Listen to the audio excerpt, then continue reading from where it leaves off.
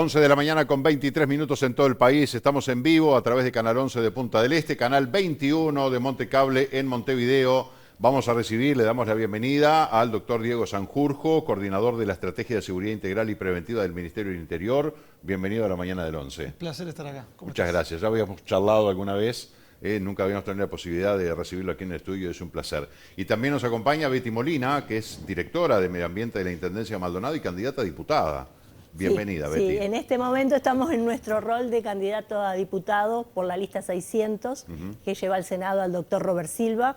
Y para nosotros es un honor haber recibido ayer en nuestro comité al doctor Diego Sanjurjo, que como tú bien decías, es asesor del Ministerio, pero también es uno de los técnicos más importantes de nuestra agrupación, la lista 600, que ha trabajado en el programa de gobierno del Partido Colorado en el periodo anterior, en este periodo, un joven pero un profesional de la seguridad, y que bueno, ha tratado de imprimirle la impronta ballista a la seguridad en este periodo de gobierno, pero sin duda él va a explicar mucho mejor y tiene mucho más para decir de muchas cosas que son muy importantes para nuestro departamento.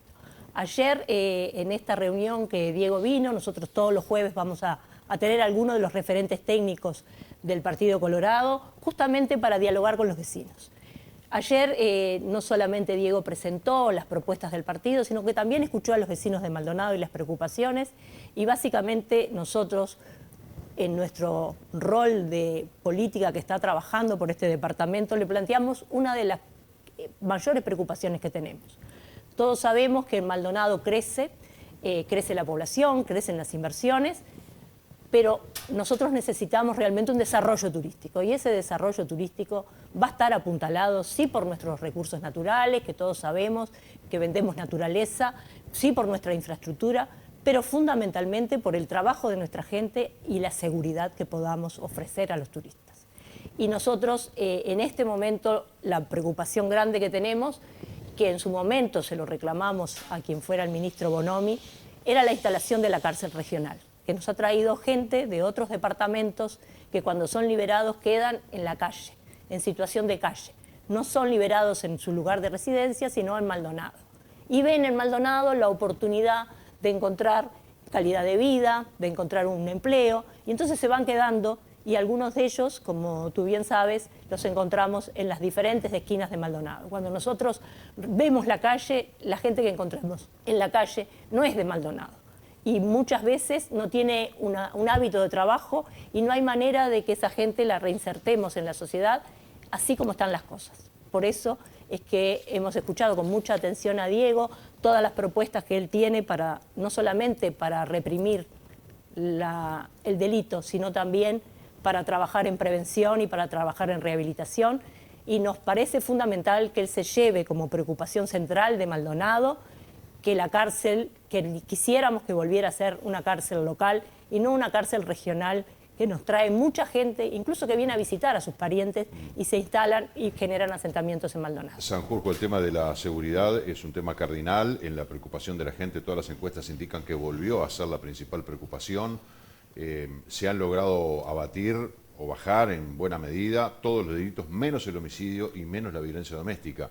Yo lo escuché a usted decir que solamente el 10% de los homicidios en Uruguay están vinculados al narcotráfico, algo que la verdad que nos da una percepción muy distinta. Estamos permanentemente viendo los famosos ajustes de cuentas que son entre bandas narco por el territorio, por la mercadería, en fin.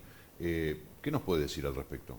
Bien, primero un placer estar acá, es un gusto, y no solo en este programa, sino también haber sido invitado por la lista 600, que con Betty y con Augusto Montes de Oca tiene una dupla ahí de liderazgo espectacular.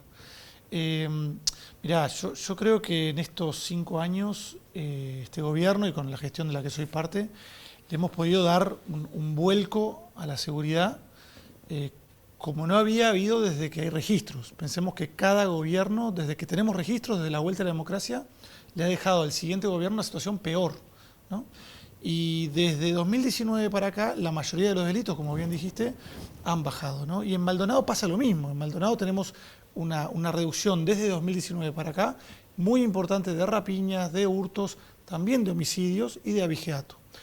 Pero sin embargo tenemos un problema que está relacionado con lo que dice Betty justamente, que es que claro, como hemos sido tan efectivos en la pata represiva, cada año tenemos 1000 presos más a nivel nacional. Y esos 1000 presos más, por las condiciones en las que están recluidos, por también cómo vienen ya de por sí, por sus vidas, terminan muchas veces viviendo en la calle, creando una población de indigencia mucho mayor, y eso en muchos casos no solamente da un miedo enorme, y que es entendible, y que hace que esa sensación de inseguridad se mantenga, más allá de que los delitos puedan bajar, sino que además hay algunos delitos que aumentan, ¿no? Por ejemplo, acá en Maldonado, como te digo, tenemos casi un 40% menos de rapiñas de 2019, pero el robo de vehículos ha aumentado casi un 20%. Y es un delito que típicamente, bueno, cuida coches, indigentes, etcétera, promueven, por así decirlo, ¿no? Y por supuesto que tiene que ver con el tema de la cárcel que tenemos de Las Rosas, pero es un problema que también vemos a nivel nacional, ¿no? Entonces, yo creo que por un lado tenemos que reconocer que este gobierno ha hecho lo que ningún otro gobierno en el pasado había logrado, que era no solamente parar la tendencia al alza, sino que revertirla. Todavía hay mucho por hacer, pero vamos en buen camino. Pero ahora lo que hay que hacer es trabajar en la otra pata. Es decir, hay que lograr que esta gente que con nuestra eficacia en la materia represiva ha ido creciendo, bueno, ahora tenemos que tratarla.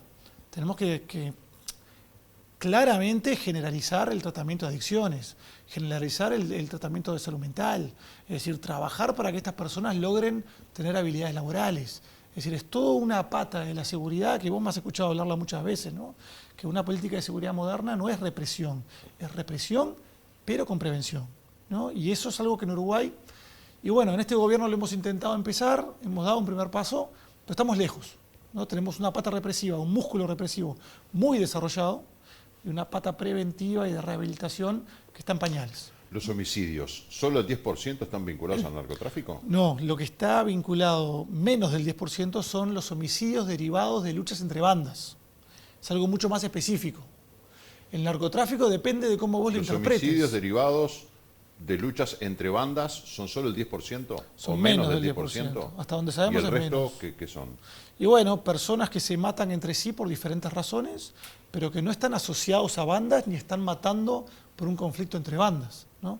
Pues puedes tener una persona que a lo mejor tiene una boca de droga, mata a otro que está al lado porque le debe 500 pesos, pero el otro no es de una banda, es un adicto simplemente. Bueno, está bien, quitamos la palabra banda, pero están asociados al delito de las drogas. Están Y asociados... bueno, sí, pero eso va mucho más allá. Es decir, porque en realidad homicidio por narcotráfico, o sea, los que mandan las 3,5 toneladas que pasaron el otro día por Puerto Montevideo aparecieron en Portugal, a ese no lo matan. O sea, matan al de la boca, matan al que va en la motito y se ha servido por 500 pesos, o sea, pero son delitos vinculantes a la droga. Capaz que para vos en este contexto no hace mucha diferencia, pero para nosotros la hace, y te explico por qué. Si yo, no, para mí no, en todo caso la gente, ¿no? No, digo en el periodismo, quiero decir. Si la gente cree que la mayoría de los homicidios se dan por conflictos entre bandas, lo que asume es que tenemos unas bandas que son ejércitos y que el Estado no tiene la capacidad armamentista para poder enfrentarse a ellas. Eso es falso. Nuestras bandas son pequeñas, son desorganizadas, son casi familiares. Son bandas de 3, 4, 5, 10 personas. Acá en San Carlos tuvieron a Los Saltos durante años, ¿no? Son bandas Eran pequeñas, familiares, pero... Son bandas pequeñas que no se animan y no pueden enfrentarse a la policía. O sea, cuando nosotros llegamos, no huele una mosca. De vuelta, capaz que para la población es hasta irrelevante ese tema. Para nosotros es crucial, porque nosotros tenemos que hacer medidas y políticas adaptadas al fenómeno de la realidad. Entonces, es muy distinto el operativo que yo tengo que hacer para evitar que dos bandas se maten entre sí, al que tengo que hacer cuando un adicto le debe 500 pesos a una persona y lo matan por eso. Y la mayoría de los homicidios se deben a eso. Las drogas son un problema generalizado que está destrozando la sociedad. Y por eso en nuestro programa planteamos que tenemos que crear clínicas de adicciones a nivel nacional. Hay que empezar a hacerlo, ¿no? Pero es una cosa muy distinta a pensar que acá hay bandas enormes que se están matando entre sí, porque ahí la respuesta es represiva, ¿no? Y la erramos si hacemos eso. Más allá de las denominaciones técnicas, que yo las comprendo, pero en el sentir popular, en el sentir de la población, todos los días vemos las noticias, todos los santos días hay un homicidio, o 2, o 3, lo mismo que vivimos en el 2018-2019, que era insoportable, que eran homicidios de todo tipo, pelo y color en todo el país. Bueno, estamos viendo de que esto ocurre. Nosotros vemos todos los días los cronistas policiales y no es una cuestión de, bueno, la prensa está sesgando, porque la prensa lo que hace es informar de hechos concretos que ocurren. Vemos que todos los días del año hay un homicidio en Uruguay. el tema de si vendía pasta base y era uno que por una lágrima, o lo mataron porque la moto, o lo mataron porque era amigo, porque todas esas cuestiones que sí para la gente de repente son secundarias, no hacen a la cuestión de que tenemos realmente una sensación de inseguridad horrible por los homicidios. O sea, no entramos a desagregar lo que sabemos, que hay muertes violentas todos los días en las calles de Montevideo y de todo el país, ¿no? Porque no se salva en ningún departamento. Estoy de acuerdo, pero yo saqué el tema porque vos me preguntaste a mí si el 10% era realmente por eso. Si no, Claro, me lo hubiera mencionado. Está bien. Para mí todos los homicidios son igual de graves, todos. Está bien. Pero si uno quiere realmente bajarlos, no puede simplemente tirar humo y decir, no, necesitamos más y más y más. Lo que hay que hacer es desagregarlo y entender el fenómeno. Y los homicidios se dan por una cantidad de razones. Hay algunos que son guerras entre bandas. Y cuando eso sucede tenemos que sitiar el barrio, hacer una cantidad de allanamientos y procesarlos a todos, como hacemos cada tanto, lamentablemente, en muchas partes del territorio. El otro día hicieron un operativo en Montevideo bestial, ¿no? Que dejaron al desnudo un barrio y al otro día ya andaban en los tiros otra vez. Y bueno, pero en parte tiene que ver con eso, con que no estamos atacando las causas de muchos homicidios porque lo metemos todo en la misma bolsa, ¿no? Es como vos decís, si yo cierro una boca, cierro 20 bocas, al día siguiente van a abrir de vuelta. ¿Por qué? Decime vos por qué. No sé, yo no estoy... ¿Por qué abriría de vuelta una boca? No soy asesor en seguridad. Betty, ¿por qué abre una boca de vuelta? Y volvemos a abrir la boca porque hay demanda. Exactamente. Hay demanda de droga, el problema Pero está... ¿no es elemental esto? Si hay una demanda, ¿alguien va a suplirla? ¿Y qué hacemos con eso? Nada. El Estado no tiene clínicas de tratamiento de adicciones públicas para casi nadie. ¿Solo con ¿no? clínicas de tratamiento de adicciones? No, solo no, pero si no las hago, seguro que no se soluciona. Seguro que no se soluciona. Entonces, si yo le sigo diciendo a la población, ojo que voy a hacer más allanamientos y voy a saturar más barrios, está bien, este gobierno lo ha hecho más que nunca. Nosotros lo hacemos más que nunca. Y tenemos que seguir haciéndolo. Pero si la causa de las bocas son las adicciones, tengo que tratar las adicciones, punto. Si no estoy mintiendo. Está clarísimo, es un gran problema el tema de las adicciones en nuestro país, ¿verdad? No solamente a las drogas, hay un montón de adicciones, pero nos ocupa el tema de las drogas. Eso es en materia de prevención, o sea, el generar las clínicas, el tratar las adicciones, pero eso es un trabajo con resultados a mínimo, como rápido, a mediano plazo. El tema es el hoy, porque hoy seguro yo a las 7 pongo el noticiero y me voy a enterar de otra vez homicidio, seguramente mientras estamos aquí conversando, hay episodios violentos en algún lugar del país. ¿Y cómo hacemos? Porque ahí entraría la faz de la represión, ¿no? Porque hay que trabajar en prevención y en represión. Prevenir para que no siga sucediendo, pero hay que reprimir lo que ocurre hoy. Sí, de acuerdo. ¿Y cómo lo hacemos? Y bueno, en el Partido Colorado tenemos un programa que para mí es sin duda el más amplio, el más rico de todos los que están puestos a disposición de la ciudadanía. Y además tenemos un equipo de seguridad que me parece que es muy potente. Está Sara Durán, Jorge Barrera, está Gustavo Subía, está Gabriela Fossati, está el propio Andrés Ojeda. Eso le iba a decir, ¿no? El propio Ojeda, ¿no? Tenemos por primera vez quizá un candidato a la presidencia que es él mismo especialista en seguridad, ¿no? Y que es el tema que evidentemente por razones profesionales más le interesa y al que más está, ¿no? Y tenemos un programa que tiene 30 medidas claras, operativas, que van desde la prevención a la primera infancia para que no terminen envueltos en el delito, hasta el fortalecimiento y la profesionalización de la policía, terminando en la rehabilitación de los presos. Porque es todo. Es como vos decís, tengo que trabajar a futuro, pero tengo que trabajar en el hoy. Pero yo trabajo en el hoy todos los días, como han venido haciendo todos los gobiernos, y no pienso en el futuro, y es la misma calecita que se da vueltas, ¿no? Entonces, en materia represiva, ¿qué planteamos? Primero necesitamos fortalecer más a la policía. Necesitamos 1.500 funcionarios policiales más. Y esos tienen que estar concentrados, tienen que estar desplegados en las zonas críticas del territorio. ¿De dónde saldrían? Porque los llamados pues, son medios tibios. ¿Del ejército, soldados del ejército entrenados para ser policías sería una opción? Bueno, esa era una medida que estaba en el programa de Crece con Robert Silva, que luego en este grupo de seguridad preferimos que no poner que venían del ejército, pero es una posibilidad. Pero lo interesante es, necesitamos más, necesitamos reforzar sobre todo esas seccionales, esas comisarías y la Guardia Republicana. Tenemos que blindar el puerto, tenemos que hacer que el puerto de Montevideo deje de ser un lugar atractivo para el narcotráfico, porque si logramos blindar el puerto, nuestro mercado local es tan chico que a lo mejor la droga incluso deja de llegar con tanta facilidad a Montevideo, ¿no? El otro día veíamos cómo descargaban uno de los escáneres de última generación. Sí. Me parece que vamos tan lento, porque primero ya vimos varios cargamentos, varios contenedores que pasaron por el puerto de Montevideo, aparecieron abiertos en otro lugar con una sorpresa bárbara, y aquí ni cuenta nos dimos, porque la verdad creo que se escaneaban, no sé, si el 10% de los contenedores que pasaban por el puerto de Montevideo. Ahora traen los escáneres, bueno, lo vamos a instalar a principios de octubre, el primero, y después para el año que viene, lo mismo que cuando la compran los aviones para vigilar el espacio aéreo, nos van a entregar en el 2027, 2028, como que los plazos, a uno le da como en un sueño, ¿no? Que uno sueña que está corriendo y que no puede ir más rápido y que se desespera, como que vamos demasiado lentos para la velocidad del delito. Y bueno, imagínate si trabajaras con eso, ¿no? Ahí sí que es mucho más frustrante, ¿no? O sea, la realidad es que la burocracia nacional y sobre todo internacional en este caso, y es muy compleja. O sea, esos escáneres, su compra empezó en 2020, imagínate. Ahora, claro, una pandemia por medio, etcétera. ¿No? Pero... Y hay una pandemia por medio, pero la ciudadanía tiene que entender también que cada escáner es como un edificio. Sí, o sea, sí. se tiene que crear toda una infraestructura alrededor para que a las personas no les afecten los rayos X y trabajan 100 personas con esos escáneres, ¿no? O sea, es un edificio que estamos construyendo para cada escáner, ¿no?